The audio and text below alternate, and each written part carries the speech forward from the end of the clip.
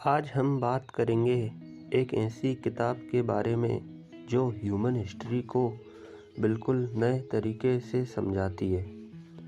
किताब का नाम है Sapiens, a brief history of humankind और इसके ऑथर हैं युवल नोआ हरारी। यह किताब एक सफ़र है जो हमें इंसानी इतिहास के हजारों सालों की यात्रा पर ले जाती है। इस सफ़र में हम देखते हैं कि कैसे एक आम से प्राणी होमो सेपियंस दुनिया के सबसे पावरफुल और डोमिनेंट स्पीसीज बन गए। हरारी ने सेपियंस को लिखते वक्त इतिहास को अलग नज़रिए से देखा है। हम अक्सर इतिहास को तारीखों, राजाओं और लड़ाइयों के रूप में देखते हैं, लेकिन हरारी ने इस किताब में इंसानों के विकास को समझने के लिए बहुत यूनिक अप्रोच लिया है। यह किताब सिर्फ फैक्ट्स नहीं देती, बल्कि डीपर क्वेश्चंस पूछती है। हम कैसे ऐसे बन गए, हमारी सोच, हमारी समझ और हमारी दुनिया कैसे इवॉल्व हुई। युवल नोआ हरारी एक इजरायली हिस्टोरियन और प्रोफेसर हैं जो मेनली वर्ल्ड हिस्ट्री और ह्यूमन एवोल्यूशन पर काम करते हैं। उन्होंने ऑक्सफोर्ड यूनिवर्सिटी से अपनी डॉक्टरेट डिग्री हासिल की है और उनके रिसर्च का मेन फोकस यह है कि कैसे हमारी स्पीसी यानी होमो सेपियंस इतनी तेज़ तरक्की कर गई। हरारी का इंटरेस्ट सिर्फ हिस्ट्री में नहीं है, वह फ्यूचर और प्रेजेंट को भी समझाने का प्रयास करते हैं। उनकी अप्रोच काफ़ी इंटरडिसिप्लिन है, जिसमें वे हिस्ट्री के साथ साथ साइंस, फिलोसफी और सोशियोलॉजी का भी इस्तेमाल करते हैं। हरारी एक हिस्टोरियन होने के साथ एक फ़िलोसफर भी है। बात सिर्फ हमारी पास्ट अचीवमेंट पर फोकस नहीं करते, बल्कि वह आज के समय के चैलेंजिंग सवालों का भी जवाब ढूंढने की कोशिश करते हैं। जैसे, क्या हम आज ज़्यादा खुश हैं जितना हजारों साल पहले थे? क्या टेक्नोलॉजी और साइंस से हमारे जीवन में असली सुख और शांति आई है? इन क्वेश्चन को समझने के लिए हरारी हमारे पास्ट पर रोशनी डालते हैं।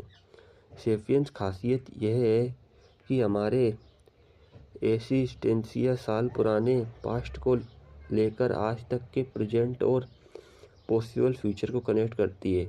हरारी इस किताब में 3 बड़े रेवोल्यूशन की बात करते हैं: कॉग्निटिव रेवोल्यूशन, एग्रीकल्चरल रेवोल्यूशन और साइंटिफिक रेवोल्यूशन। इन तीनों रेवोल्यूशन के जरिए वे बताते हैं कि इंसान का विकास कैसे हुआ, कैसे हमने अपनी दुनिया को ट्रांसफॉर्म किया और कैसे हम आगे जाकर अपना फ्यूचर बना सकते हैं। यह किताब इसलिए सिग्निफिकेंट है क्योंकि हरारी सिर्फ हिस्ट्री की घटनाओं को नहीं गिनते, बल्कि वे उन घटनाओं के पीछे के कारण को समझाने की कोशिश करते हैं। जैसे जब वे कॉग्निटिव रेवोल्यूशन की बात करते हैं तो वे समझाते हैं कि कैसे लैंग्वेज और इमेजिनेशन ने हमें बाकी प्राणियों से अलग बनाया। जब वो एग्रीकल्चरल रेवोल्यूशन की बात करते हैं तो वो ये सवाल पेश करते हैं कि क्या खेती ने इंसान की ज़िंदगी आसान बनाई या उसको और मुश्किल। इन्हीं वजह से सेपियंस एक हिस्ट्री की किताब के होने के साथ साथ एक फिलोसफिकल जर्नी भी बन जाती है। हरारी की बड़ी अचीवमेंट यह है कि वे कॉम्प्लेक्स करते हैं। अगर आपको ह्यूमन इवोल्व और हिस्ट्री समझनी मुश्किल लगती है, हरारी इसे इंगेजिंग कहानी बना देते हैं। आपको लगेगा कि आप एक हिस्ट्री क्लास नहीं बल्कि एक इंटरेस्टिंग कन्वर्सेशन का हिस्सा हैं। इस किताब का एक और इम्पोर्टेंट एस्पेक्ट यह है कि हमें एक न्यू पर्सपेक्टिव देती है अपनी पोजीशन समझने का। हरारी कहते हैं कि हम यानी होमो सेपियंस दुनिया के किंग तो बन गए हैं, लेकिन इसके साथ हमने अपने एनवायरनमेंट, बाकी प्राणियों और अपने फ्यूचर के लिए कई मुश्किलों भी खड़ी कर दी हैं। ये किताब सिर्फ पास्ट को बात नहीं करती, बल्कि आज के दुनिया के प्रॉब्लम को भी एड्रेस करती है। सोचने पर मजबूर करती है कि हम आगे कैसे बढ़ेंगे। अगर आप ह्यूमन हिस्ट्री को डीपर और फ्रेश नज़रिए से समझना चाहते हैं तो सेपियंस आपके लिए एक मस्ट रीड है। हरारी की ये किताब आपको बताती है कि हम किस तरीके से इतनी दूर आए हैं और अब हम कहाँ जा रहे हैं। आइए शुरुआत करते हैं द कॉग्निटिव रिवॉल्यूशन से। सेपियंस के सबसे इम्पोर्टेंट चैप्टर में से एक है कॉग्निटिव रिवॉल्यूशन। इस रिवॉल्यूशन ने होमो सेपियंस को एक आम जानवर से दुनिया का सबसे पावरफुल प्राणी बना दिया।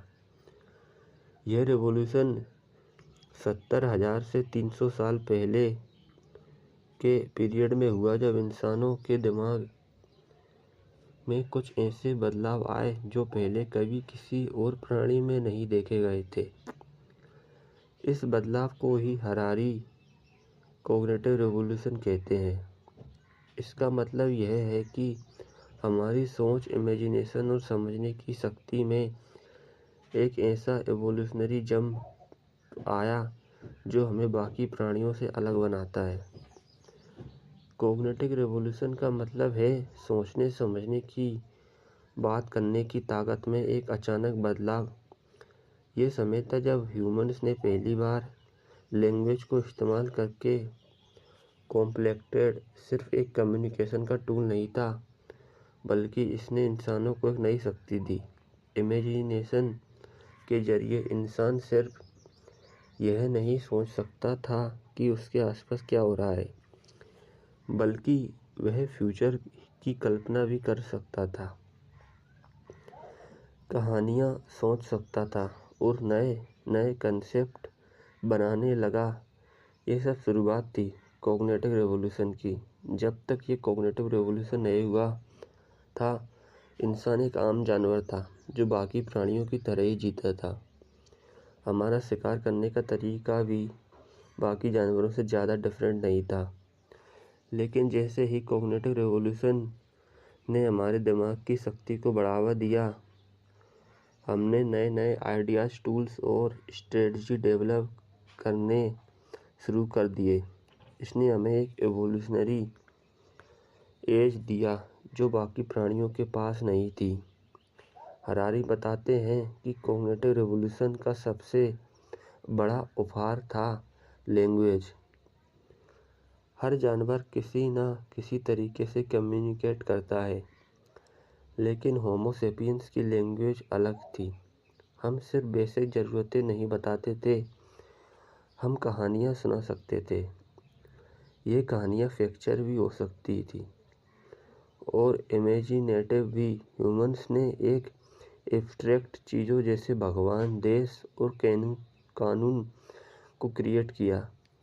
यह सब सिर्फ कहानियाँ थी, लेकिन उन कहानियों ने हमें एक होने की शक्ति दी।